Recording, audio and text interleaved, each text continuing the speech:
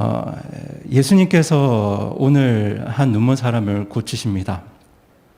그런데 예수님께서 이 땅에 계실 때 참 많은 사람들을 고치셨고 많은 기적들을 행하셨지만 그 많은 사건들 중에서도 오늘 본문은 굉장히 독특한 점 하나를 가지고 있습니다.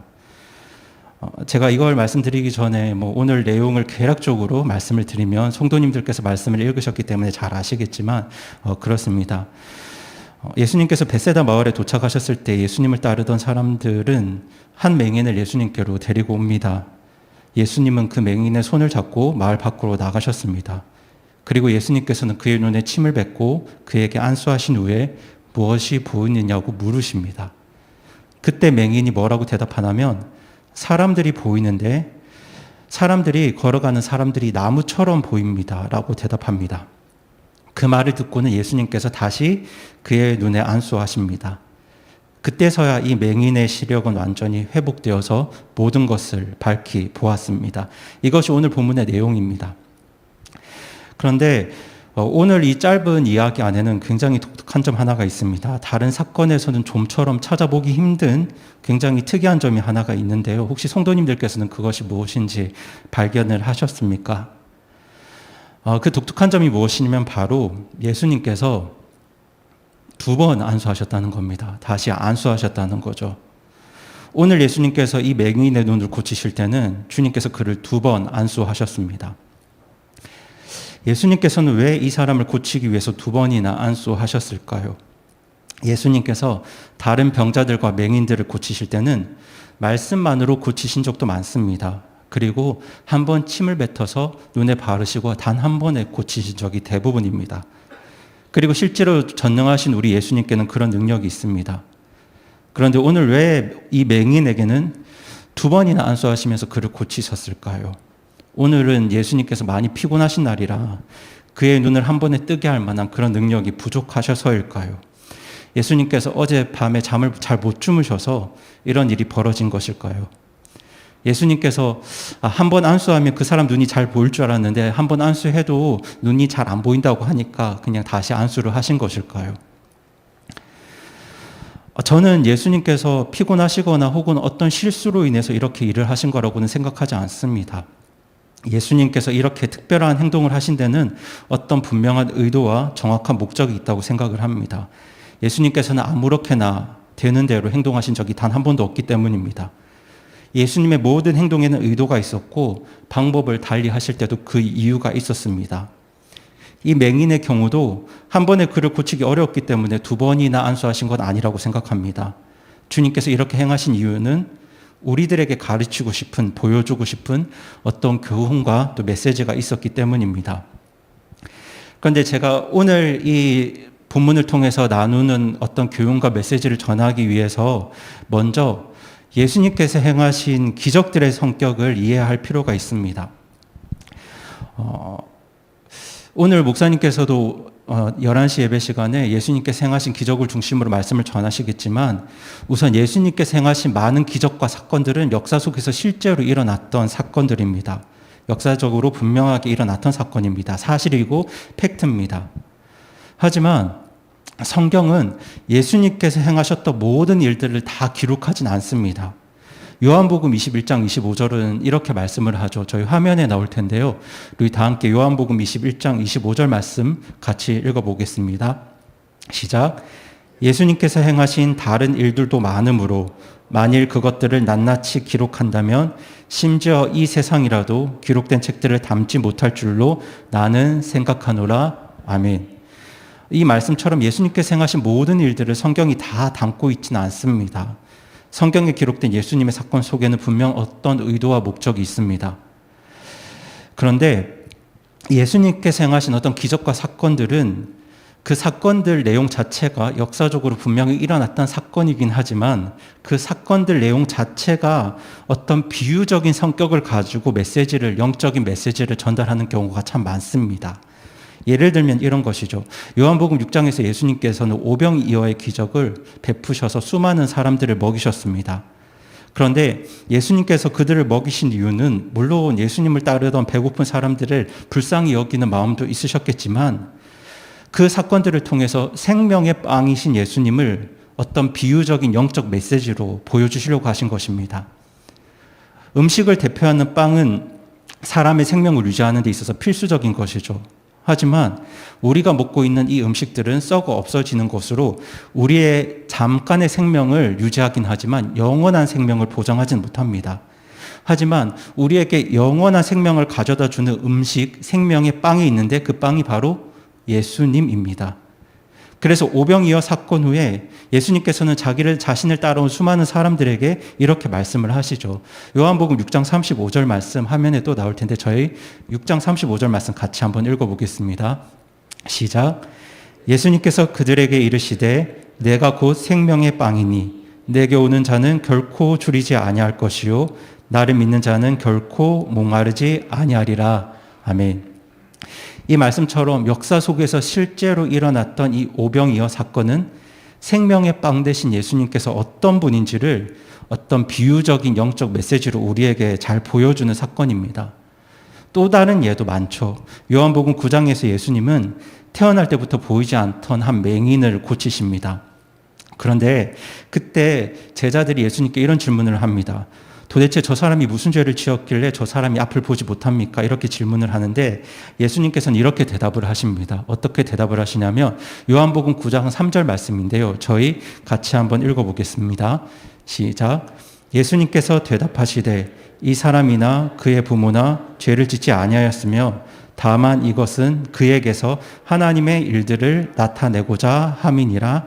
아멘. 예수님께서 이 말씀을 하시고는 침으로 진흙을 이겨서 그 맹인의 눈에 바르셨고 실로암 못에 가서 씻으라고 하셨습니다. 그때 이제 예수님의 말씀에 따라 순종했던 맹인은 다시 눈을 뜨게 되었고 고침을 받았습니다. 예수님이 하신 말씀처럼 이 맹인의 눈을 고치신 이 사건은 역사적으로 실제로 일어났던 사건이지만 정말 예수님께서 하려는 일이 무엇인지를 하나님의 일을 나타내는 비유적인 메시지이기도 합니다. 정말 요한복음 9장 3절 말씀처럼 하나님의 일을 나타내기 위해서 보여주신 사건입니다. 지금 이 사건은 정말 몸으로는 멀쩡한 두 눈을 가지고 있지만 신체적 장애인은 아니지만 정말 하나님 알지 못해서 영적인 눈이 가려져서 우리의 인생이 어디로부터 왔는지 또 어디로 가고 있는지 지금 내가 어디로 가야 하는지 그 길을 알지 못하고 방황하는 수많은 눈먼 자들의 눈을 뜨게 하려고 예수님께서 이 땅에 오셨다는 그 사실, 그 하나님의 일을 비유적으로 우리에게 보여주는 메시지요 사건입니다. 영적인 눈이 가려진 그 사람들을 위해서 하나님께서 무슨 일을 하셨는지를 비유적으로 보여주는 역사적 사건입니다. 이것에 대해서 예수님께서는 구약의 이사야서를 인용하시면서 이렇게 말씀을 하셨습니다. 저희 다 함께 누가복음 4장 17절, 18절, 19절 저희 화면에 나올 텐데 같이 한 절씩 천천히 한 목소리로 읽어보겠습니다. 누가복음 4장 17절, 18절, 19절입니다. 시작. 섬기는 자가 대언자 이사야의 책을 그분께 넘겨드리거늘 그분께서 그 책을 펴서 이렇게 기록된 데를 찾으시니라. 일러스되 주의 영께서 내게 임하셨으니 이는 그분께서 내게 기름을 부으사 가난한 자들에게 복음을 선포하게 하셨기 때문이라. 그분께서 나를 보내신 것은 마음이 상한 자들을 고치며 포로된 자들에게 구출을, 눈먼 자들에게 다시 보게 함을 선포하고 상처 입은 자들을 자유롭게 하며 주의 받아주시는 해를 선포하게 하려 하심이라 하였더라. 아멘. 이 말씀의 한 구절처럼 예수님은 눈먼 자들에게 다시 보게 함을 선포하려고 이 땅에 오셨습니다.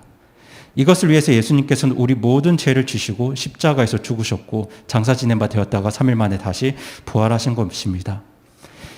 이처럼 실로암 맹인 사건은 우리 예수님께서 우리를 위해 하시는 일들을 비유적으로 보여주는 어떤 영적인 메시지였습니다. 이와 같이 복음서에 등장하는 수많은 사건들, 예수님께서 고치신 수많은 사람들이 등장하는데 예수님은 안정뱅이를 걷게 하셨고요. 병든 자들을 고치셨고 눈먼 자의 눈을 뜨게 하셨습니다. 심지어 죽은 사람까지도 살리셨습니다.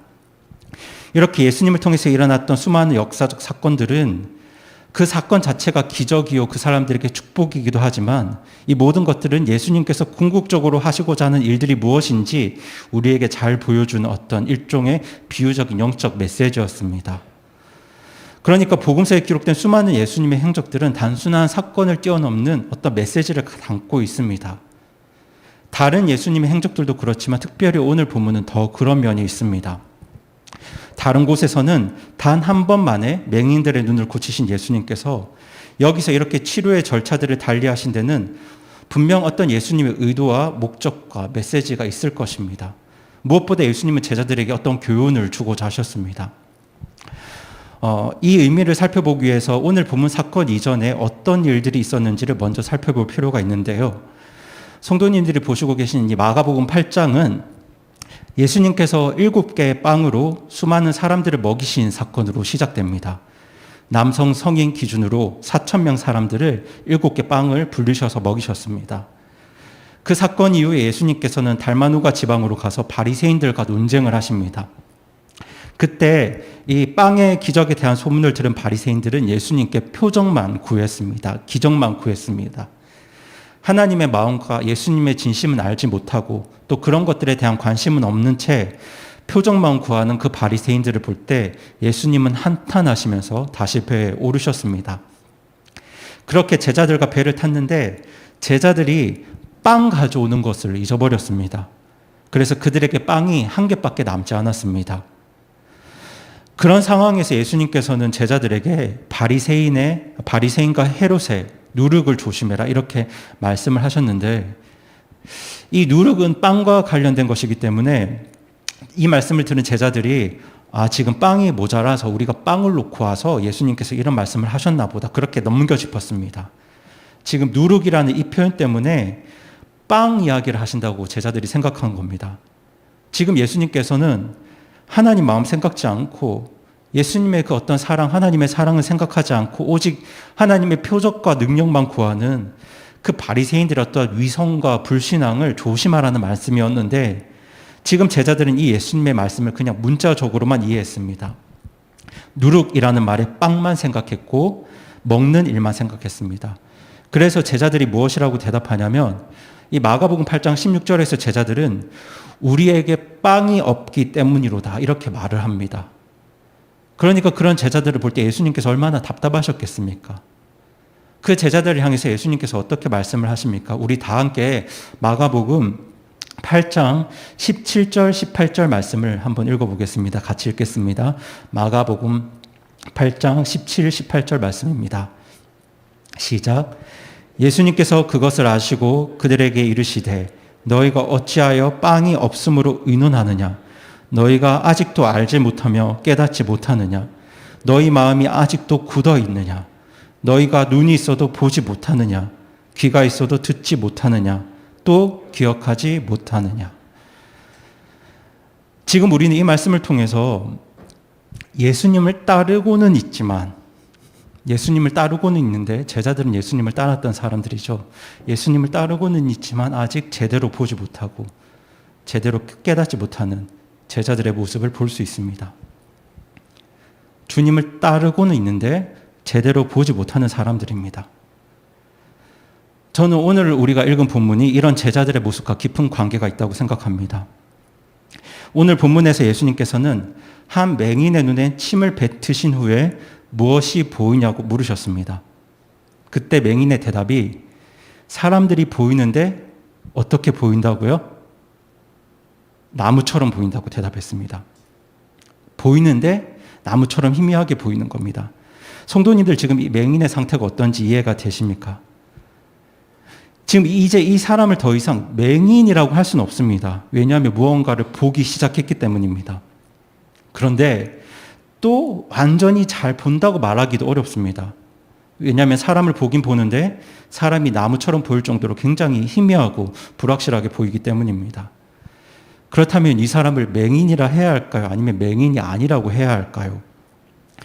지금 한 번 안수받은 이 맹인은 사실 맹인이라고 할 수도 없고 또 아니라고 하기도 어렵습니다. 본다고 말할 수도 있는데 또 다른 한편으로도 못 본다고 말할 수도 있습니다. 지금 예수님께서 다루시려는 상태가 바로 이런 상태입니다. 예수님을 따르고 있는데 제대로 보지 못하는 사람들. 오늘날로 말하자면 구원은 받았는데 제대로 보지 못하는 그리스도인들. 바로 이런 사람들의 모습을 주님께서는 이 맹인의 모습을 통해서 오늘 우리에게 보여주시려고 하는 겁니다. 지금 예수님의 제자들이 그랬던 것처럼 오늘날 생각보다 많은 그리스도인들이 한 번 안수받은 맹인처럼 살아갑니다. 구원은 받았는데 주님을 따르기 시작했는데 한 번 안수받은 맹인처럼 살아갑니다.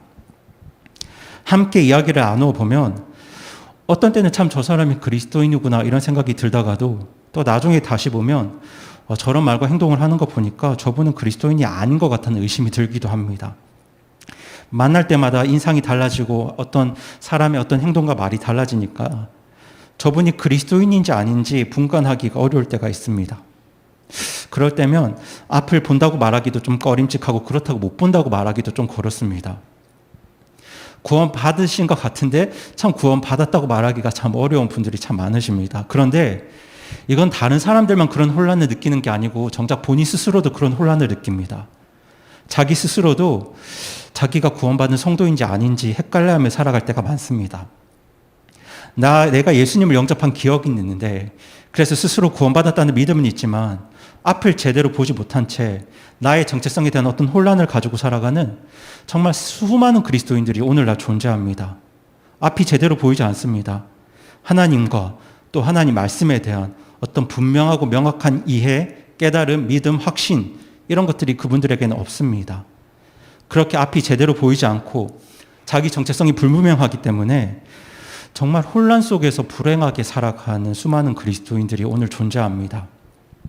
교회 와서 예배를 드릴 때면 맞아, 난 구원받은 그리스도인이야, 성도야 이렇게 생각하다가도 인생에서 무언가 문제가 생기면 정말 내가 구원받은 성도일까?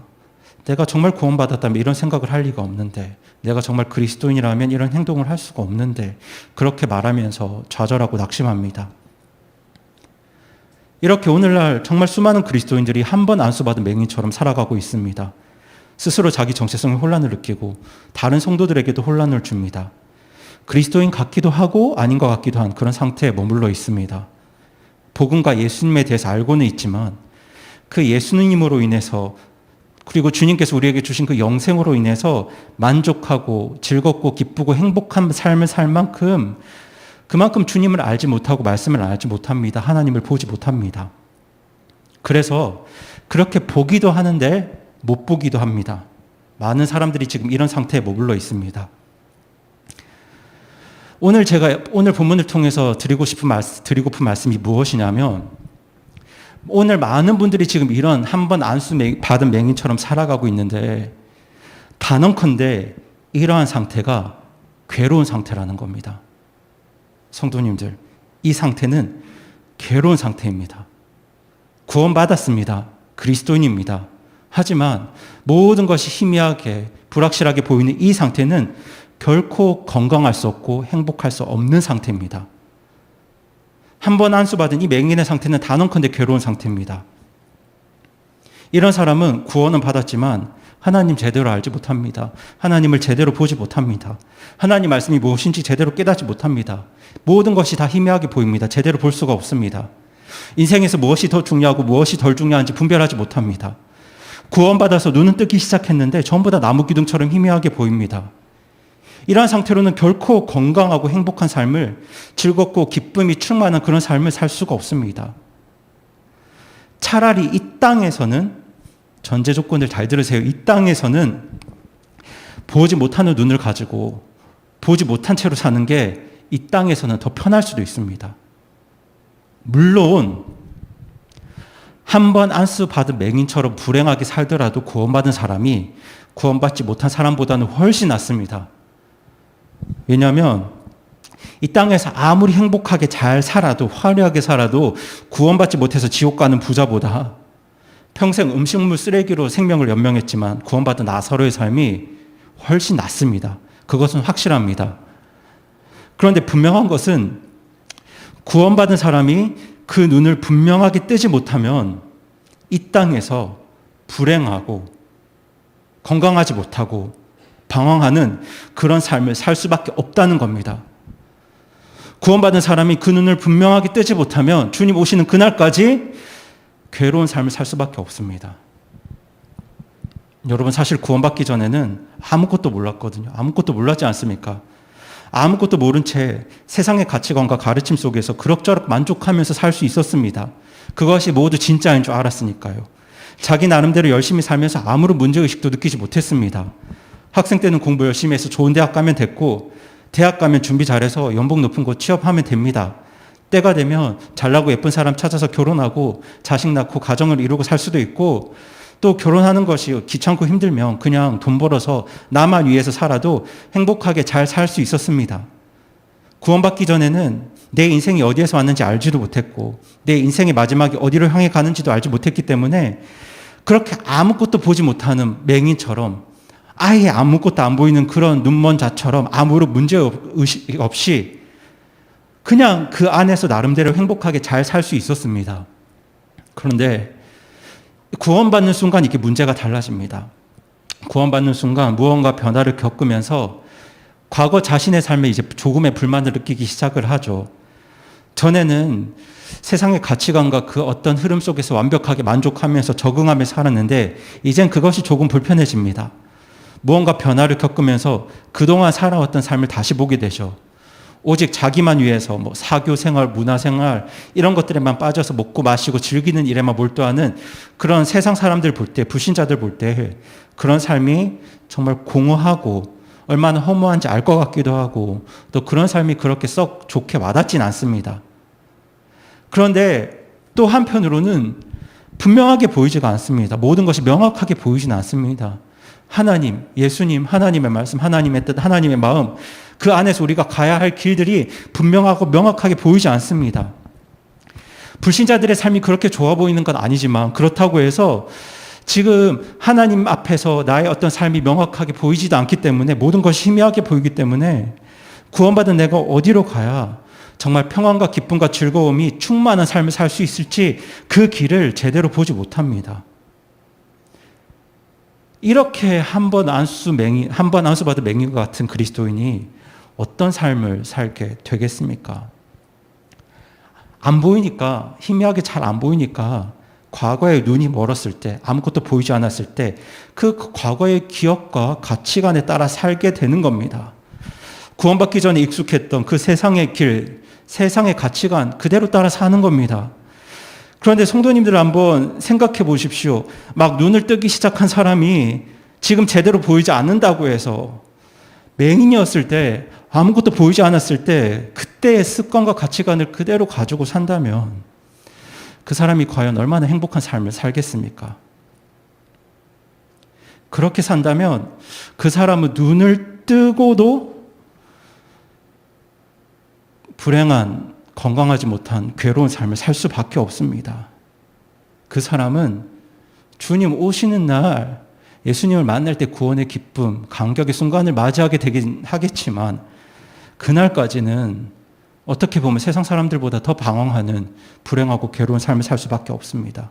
문제가 많은 삶을 살 수밖에 없습니다. 눈을 막 뜨기 시작한 사람이 정말 건강하고 제대로 행복하게 살 수 있는 방법은 하나밖에 없습니다. 더 밝히 보는 겁니다. 그 길밖에 없습니다. 더 밝히 보는 겁니다. 성도님들께서 정말 주님께서 주시는 어떤 기쁨과 즐거움과 행복이 충만한 삶을 추구하신다면 나의 희미하게 보이는 그 눈을 그냥 그대로 내버려 두시면 안 됩니다. 만약 우리가 하나님 안에서 기쁨을 누리지 못하고, 우리 예수님 안에서 평안을 얻지 못하고, 하나님 말씀 통해서 우리가 살아야 할 어떤 길에 대해서 분명한 확신을 얻지 못한 채 그냥 하루하루 희미하게 보이는 그 눈 가지고 하루하루 버티는 그런 불행한 삶을 살고 있다면, 이 단언컨대 우리의 삶이 한 번 안수받은 맹인의 삶과 같습니다. 빌립보서를 기록한 사도 바울은 감옥 안에 있었습니다. 옛날 감옥은 손발에 쇠고랑을 채웠습니다. 그런 상황에 처한 바울이 빌립보서 말미에 뭐라고 말씀하냐면 항상 기뻐하라고 말씀합니다. 감옥에 있는 바울이 염려하지 말라고 말씀합니다. 감옥에 갇힌 바울이 하나님의 평강이 너희 마음과 생각을 지킬 것이라고 말씀합니다. 감옥에 갇혀 있는 바울이 내가 모든 것을 할 수 있다고 고백합니다. 바울이 감옥에 갇혀 있으면서도 이런 고백을 할 수 있었던 이유는 그가 한 번 안수받은 맹인이 아니었기 때문입니다. 바울은 구원받은 성도로서 또 사도로서 자기가 보아야 할 것들을 밝히 볼 수 있는, 오늘 말씀으로 비유하자면 2번 안수받은 사람이었습니다. 그래서 바울은 감옥에 있으면서도 기뻐할 수 있었습니다. 염려하지 않았습니다. 정말 바울이 고백했던 말 그대로 모든 것을 할 수 있었습니다. 그가 감옥에서 성경을 기록했습니다. 쾌적한 환경에서 책상에 앉아서 하기도 힘든 일들을 감옥에 갇혀서 발에 새오랑을 찬 채로 성경을 기록합니다. 그 일을 바울이 합니다. 무엇보다 바울에게는 주님께서 주시는 기쁨과 평강이 그의 마음속에 충만했습니다. 제가 생각하기로 확신하건대 단언컨대 바울은 행복했습니다. 바울에게는 기쁨과 소망과 즐거움과 주님 주시는 행복이 정말 충만한 사람이었습니다. 왜냐하면 그가 밝히 보는 사람이었기 때문입니다. 오늘 우리가 코로나로 여러 어려움을 당하고 있는 건 사실이지만 사실 바울만큼 어렵진 않습니다. 바울만큼 어렵진 않아요. 그런데 그럼에도 불구하고 오늘 수많은 그리스도인들이 불행하게 살아갑니다. 힘들게 살아갑니다. 지쳐 있습니다. 세상 많은 사람들이 더 이상 그리스도인들에게서 기쁨과 평안을 발견하지 못합니다. 저 사람 참 행복한 사람이구나 생각하지 않습니다. 오늘 많은 그리스도인들이 내내 침울해 보입니다. 소망, 평안, 기쁨 없이 불행해 보일 때가 너무 많습니다. 구원받은 성도들이 이렇게 살 수밖에 없는 가장 큰 이유는 코로나 때문이 아닙니다. 우리 삶에 일어나는 문제들 때문이 아닙니다. 구원받은 성도가 이렇게 살 수밖에 없는 가장 큰 이유는 우리가 밝히 보지 못하기 때문입니다. 성도님들, 만약 성도님들이 구원받았음에도 불구하고 오늘 한 번 안수 받은 맹인처럼 밝히 보지 못하는 그런 날들을 살고 있다면 기억하십시오. 우리의 즐거움은 주님 만나는 날 시작됩니다. 이해가 되시나요? 우리의 행복은 여기서 시작되는 게 아니고 주님 만나는 날 시작됩니다. 이 말은 우리가 천국에 가겠지만 그날까지는 우리가 이 땅에서 결코 행복하게, 건강하게, 기쁨과 즐거움 가운데 살 수가 없습니다. 우리가 희미하게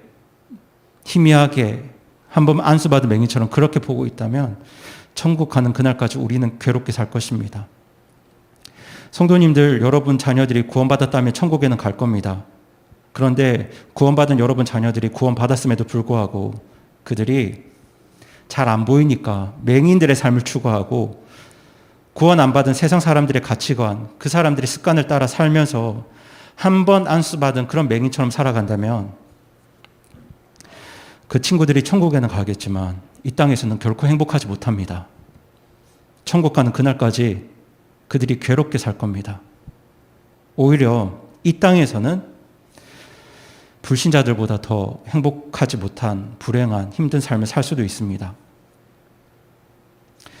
구원받은 사람은 눈을 뜬 자로서 더욱 하나님 밝히 보고 하나님 밝히 알아야 시편 1편에 기록된 의로운 자의 길, 복 있는 사람의 길을 걸을 수 있는데 눈을 떴으면서도 제대로 보지 못한 채 예전에 그 세상 가치관과 그 세상 길을 그대로 걷고 있다면 그 사람이 천국에는 갈지언정 이 땅에서는 결코 제대로 된 건강한 삶을 살 수가 없습니다. 제가 그런 사례들을 너무 많이 보아왔습니다.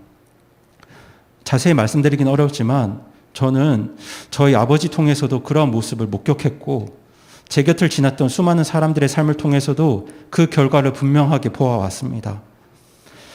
구원받았음에도 불구하고 눈을 떴음에도 불구하고 하나님의 뜻과 마음을 밝히 알지 못한 채 구원받기 전 눈이 어두웠던 그 옛날 세상의 길과 가치관을 추구했던 그 수많은 사람들의 길이 마지막에 어떠했는지 저는 선명하게 기억하고 있습니다. 성도님들, 만약 성도님들의 삶이 한 번 안수받은 맹인 같다면 절대로 그 삶을 그대로 놔두어서는 안 됩니다. 한 번 안수받은 맹인처럼 그냥 여러분의 삶을 그대로 내버려 둔다면 천국에는 갈지언정 여러분은 결단코 이 땅에서 주님 주시는 기쁨과 평안과 즐거움과 행복이 무엇인지를 경험하지 못할 겁니다. 성도님들, 여러분의 자녀들이 한 번 안수받은 맹인처럼 살고 있다면 그 삶을 그대로 그냥 내버려 두어서는 절대로 안 됩니다. 그건 자녀들 망치는 길입니다. 구원 안 받았으면 모르겠지만 그 사람이 구원받았다면, 그 친구가, 그 자녀가 구원받았다면 구원받은 사람이 더 행복할 수 있는, 더 건강하게 살 수 있는 유일한 길은 더 밝히 보는 겁니다. 잘 안 보인다고 해서 예전에 살던 그 길, 그 방법 그대로 가서는 결단코 제대로 살 수 없습니다. 구원받은 성도가 주님 알지 못하는 저 세상이 가는 길을 그대로 가고 있다면 정말 제대로 된 삶을 살 수가 없습니다. 오히려 그렇죠. 구원받지 못한 사람은요, 아예 보지 못하니까, 정말 아무것도 모르니까 그냥 지금 세상에서 만족하고 행복해하고 또 그렇게 순수하게 살 수 있습니다. 왜냐하면 자기가 생각하는 게 맞다고 생각하니까 그 길을 최선을 다해서 따라가거든요. 하지만 구원받은 성도는 절대로 그렇게 살아서는 온전히 살 수가 없습니다. 구원받은 우리들이 지금 붙들어야 할 길은 보이지 않던 시절에 의지했던 그 길이 아닙니다. 지금 우리들이 의지해야 할 길은 예수님께서 보게 해주신 것들을 더 명확하게 알고 명확하게 보고 깨닫는 것. 그게 바로 구원받은 우리들이 가야 할 길입니다. 하나님께서도 그 길을 기뻐하시지만 무엇보다 성도님들 자신을 위해서, 그리고 성도님들 가족을 위해서 우리가 그 길을 가야 합니다. 그래서 저는 오늘 이 말씀 듣는 성도님들께 몇 가지 권면을 드리고 싶습니다. 그 첫 번째 권면이 뭐냐면, 우선 나의 모습, 나의 마음을 한번 정말 찬찬히 살펴보시기 바랍니다. 내가 한 번 안수받은 맹인인지, 두 번 안수받은 사람인지, 내가 지금 희미하게 보고 있는지, 아니면 모든 것을 밝히 보고 있는지, 나의 영적 상태가 지금 어떠한지, 자기 모습을 한번 천천히 살펴보십시오.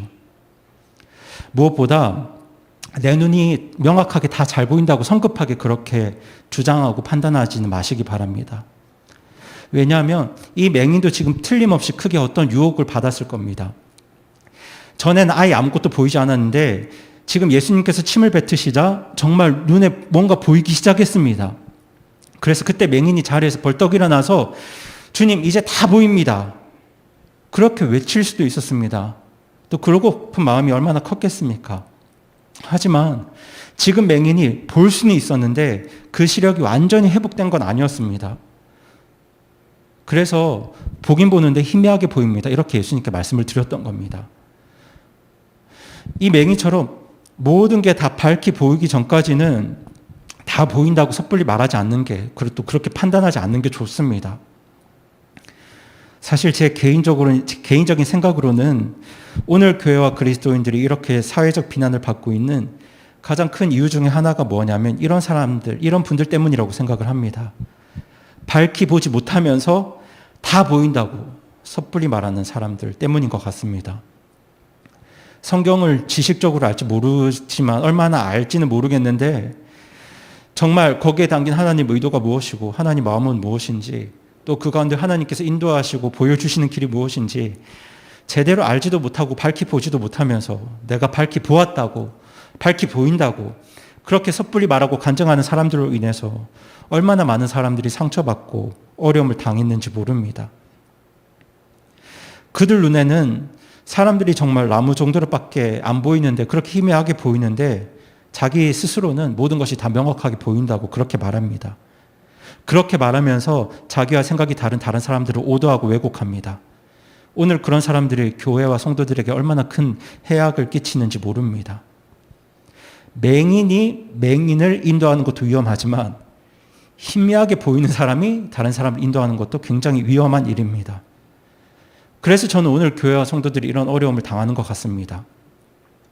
적어도 오늘 우리들은 무엇이 보이느냐 이렇게 물으시는 예수님의 질문 앞에서 정직할 필요가 있습니다. 우리는 성경을 통해 물으시는 하나님의 질문 앞에 정직하게 대답해야 합니다. 이게 우리가 밝히 볼 수 있는 가장 첫 번째 방법, 가장 중요한 방법입니다. 내가 신앙생활 수십 년 했는데, 내가 지금 교회에서 이런 직분을 가지고 있는데 지금 밝히 보지 못한다고 하면 얼마나 내 체면이 구겨질까? 사람들이 얼마나 나를 무시할까? 뭐 이런 생각들 때문에 희미하게 보이는데 밝히 보는 척 하시면 안 됩니다. 내가 수십 년 신앙생활을 했는데도 내 안에 예수님으로 인한 어떤 충만한 기쁨, 평안, 즐거움이 없다면, 내가 신앙생활 수십 년 했는데도 하나님 말씀 가운데 어떤 확신과 소망과 능력이 없다면, 내가 그리스도인으로 살아가고 있는데 그 삶이 기쁘고 즐겁지 않다면, 매일매일 지쳐 버티는 삶을 산다면 우리는 지금 무언가 제대로 잘 보지 못하고 있는 겁니다. 오늘날 많은 그리스도인들이 그런 것처럼 우리 역시도 한 번 안수받은 맹인처럼 그렇게 살고 있는지도 모릅니다. 그럴 때는 내 체면, 내 생각 이런 것들 던져두고, 하나님 제가 지금 밝히 보지 못합니다. 하나님 제가 모든 것들이 다 희미하게 보입니다. 이렇게 하나님 앞에 고백하면서 주님 앞에 정직하게 대답해야 합니다. 오늘 맹인이 그랬습니다. 오늘 맹인이 아주 예수님 앞에 정직하게 대답했습니다. 예수님께서 보이느냐고 질문하셨는데 보입니다. 그런데 사람들이 그냥 걸어 다니는 나무처럼 보입니다. 희미하게 보입니다. 맹인은 아주 정직하게 대답했습니다. 저는 이 맹인을 구한 가장 중요한 것이 바로 이 철저한 정직성이라고 생각합니다. 성도님들은 어떠십니까? 모든 것이 다 밝히 보이십니까? 모든 것이 다 정확하게 보이시나요? 구원받은 성도의 삶에 큰 만족이 있습니까? 하나님 말씀 안에서 어떤 확신과 능력과 소망을 얻으십니까? 말씀 속에서 주님 주시는 기쁨과 평안과 행복을 삶 가운데 충만하게 누리고 계시나요? 성경을 보실 때 하나님의 나를 향한 마음이 어떤 마음인지, 예수님의 마음은 어떤 마음인지, 교회를 향한 주님의 마음이 무엇이고 내 옆에 있는 저 성도와 지체들을 향한 주님의 마음이 무엇인지, 그런 것들이 보이시나요? 하나님과 예수님을 인격적으로 알고 계시나요? 초대교회 성도들은 나를 구원하신 예수님 한 분으로 인해서 이루 말할 수 없는 영광과 가득한 기쁨으로 기뻐했습니다. 그런데 우리도 그들처럼 예수님을 보고 있습니까? 성도님들 앞이 잘 보이십니까? 정말 밝히 보이시나요? 지금 우리는 내 눈이 잘 보이는지 안 보이는지 나의 상태부터 정확하게 파악해야 합니다. 그리고서는 우리가 이 예수님의 질문 앞에 정말 정직하게 대답해야 합니다. 정직해집시다. 정직하게 이 질문에 대답해야 합니다. 정말 철저히 정직하게 대답해 주십시오. 우리가 이 주님의 질문 앞에 정직하게 대답했다면 그 다음으로 해야 할 일이 무엇이냐면 예수님의 치료를 거부하지 않고 그대로 받아들이는 겁니다. 오늘 맹인이 예수님께 정직하게 대답했을 때, 정직하게 답했을 때 주님께서 그에게 다시 안수해 주셨습니다.